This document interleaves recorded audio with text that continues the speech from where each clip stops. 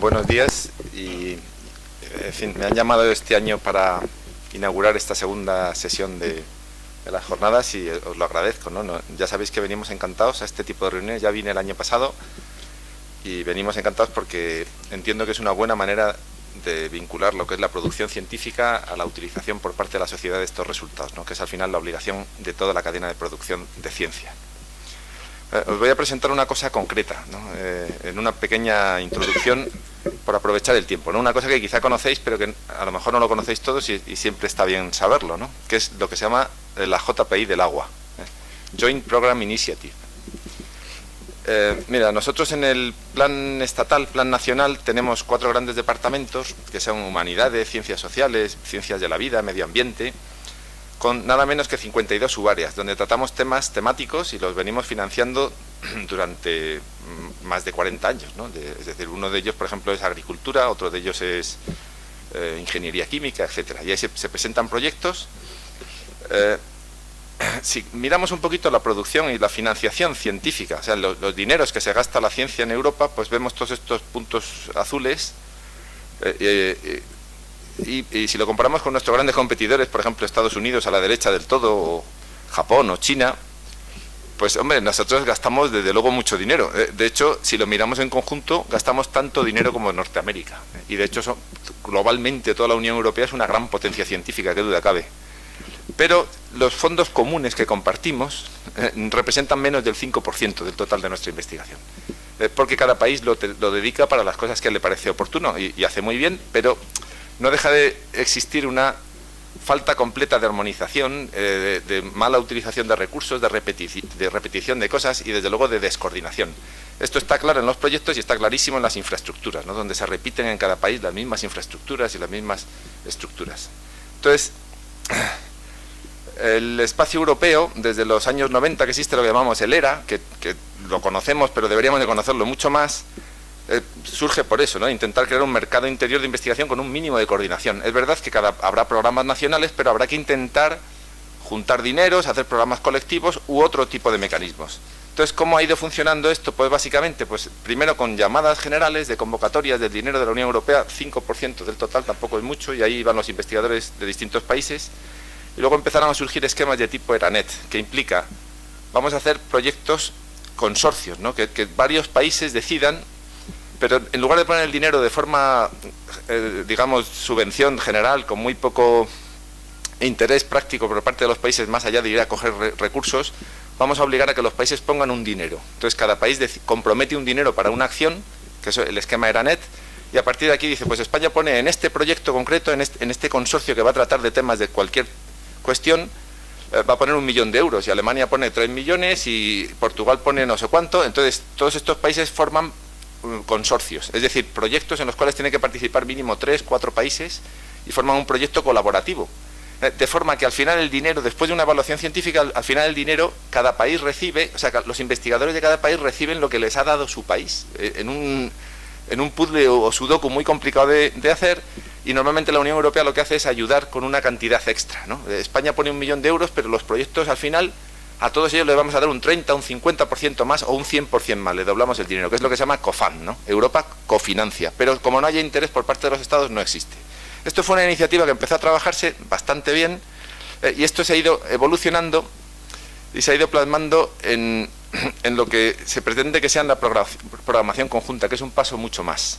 La programación conjunta es que desde antes, en lugar de hacer iniciativas específicas por ahí o concretas que surjan y súper de lo más variopinto que son las ERANETs, pues es que haya desde el principio una programación. Y entonces esto se ha hecho en lo que se llama The Joint Programming Initiative, que es intentar que los distintos países armonicen su forma de financiar determinadas líneas de investigación en el cáncer o en lo que sea, ¿no? En áreas temáticas.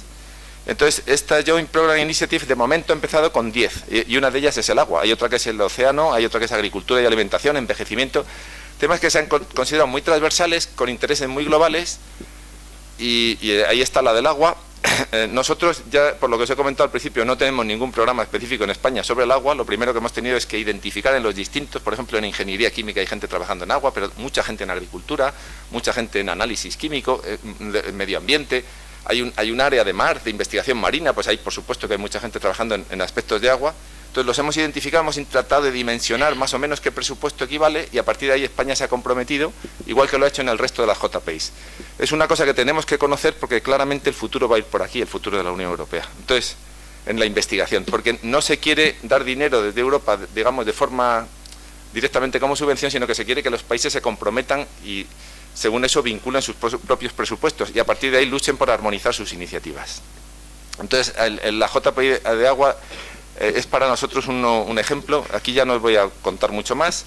Es un ejemplo, ha estado liderada por un español hasta el año pasado, todavía están en el editorial board y son las principales personas de referencias. Todas las llamadas y todas las convocatorias han estado lideradas desde España. De estas 10 JPIs es probablemente la que mejor ha funcionado o una de las que mejor.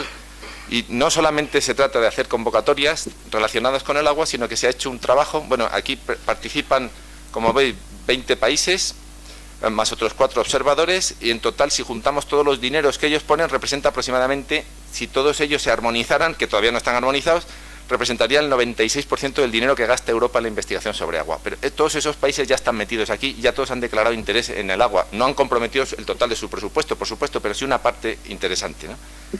Y entonces, a partir de aquí, pues la gobernanza del JPI Agua, que ya os digo que está con mucho protagonismo español, pues ha ido definiendo qué cosas se quieren hacer, y lo que se quiere hacer básicamente es mejorar la coordinación, armonizar los programas de investigación, aumentar el liderazgo empresarial y la utilización de resultados científicos por parte de la sociedad que se plasmen en realidades sociales, y desde luego también identificar los problemas del agua, dar política relacionada con la utilización de agua, por dónde deberían de ir los esfuerzos, no solamente de investigación, sino en el resto de los ámbitos sociales. Os invito a que entréis en la página web, que es una página web muy potente, donde están, por ejemplo, lo que es el mapa, los grupos de investigación, las empresas, etcétera, relacionadas con el agua, con el Research and Development en agua.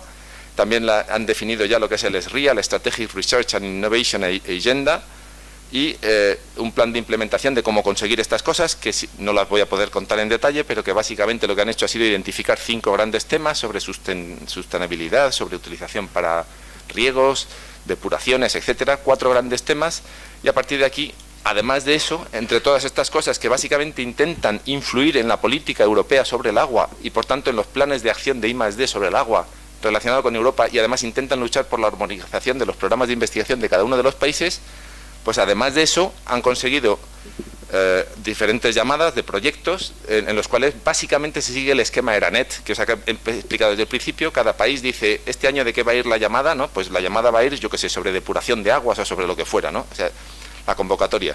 Entonces, cada país debe de comprometer de antemano cuánto dinero estima que va a poner ahí, quitándolo de sus planes nacionales. Dice, pues nosotros vamos a poner España 1,5 millones de euros, y entonces Alemania decide otros, etcétera. A partir de ahí la Unión Europea decide cofinanciar al 50%, es decir, nos da el doble. Si nosotros juntamos en total 10 millones, nos dan otros 10, y eso se reparten una vez evaluados los proyectos en plan competitivo por un sistema que se ha definido también, que lo podéis ver ahí.